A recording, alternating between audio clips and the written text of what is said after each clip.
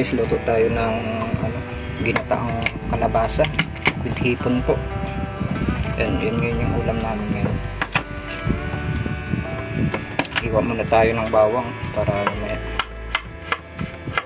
Sunod natin guys yung sibuyas naman para sa pag-gisa mamaya, kasi kailangan natin i-gisa yung hipon.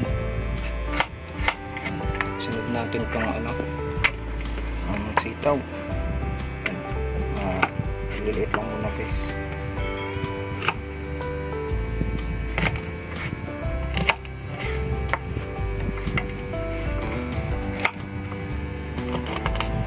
Sunod natin guys yung kalabasa natin. Paniwain mo na natin ng kalahati. Mga bata ay ingat tayo sa kutsilyo ha. Pabayaan yung mga anak nyo na mamit ng kutsilyo po na mag-isa. Balatan muna natin guys kalabasa natin.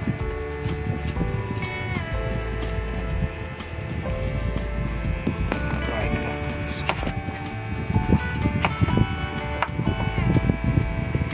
Ito na guys yung natin, tinulang ginataang kalabasa na may hipon.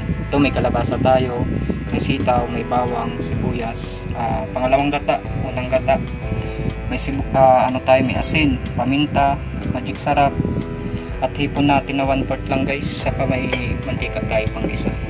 Tara, samahan nyo ako para luto na tayo guys. Yun, mainit na yung kawali natin guys. Lagyan na natin yung mantika natin para mag-gisa tayo. Gisa na natin yung bawang natin. Bawang muna guys, gisa natin. Sunod na natin yung sibuyas. Ito yung paraan ko guys sa pagluluto ng ginataang kalabasa na may hipon. Ginigisa ko muna para yung hipon lumabas yung lumabas yung katas ng hipon guys. Ayan. At mamaya pag lumabas yung katas ng hipon, masasama dun sa gata natin. Ayan, sunod natin yung kalabasa natin guys. Sama na natin yung kalabasa natin. Lusin na natin para makasama na sa paggisa. Lagyan natin mamaya ng unang gata pangsabaw natin. Sama na natin itong sitaw natin.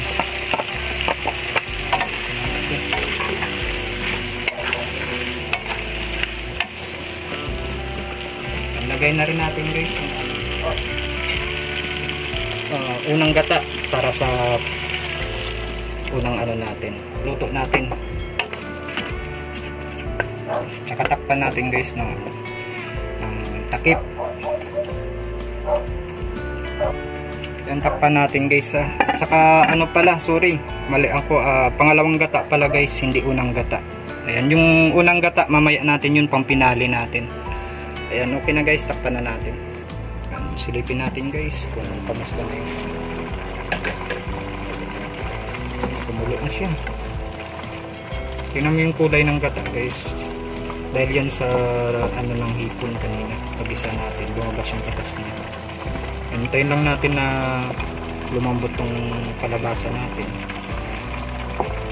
Tsaka ilagay na natin yung unang gata, tsaka yung asin.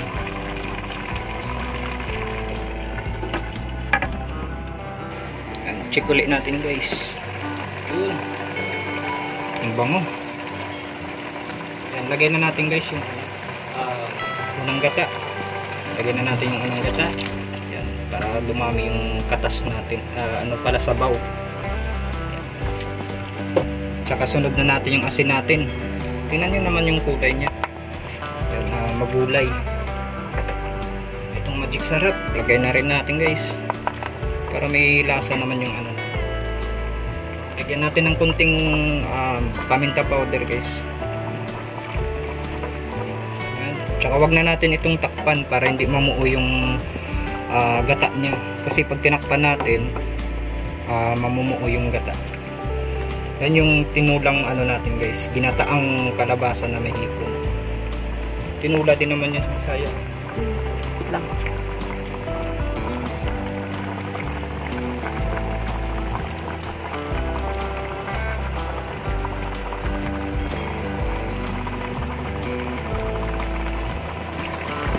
Ayan guys, mukhang luto na itong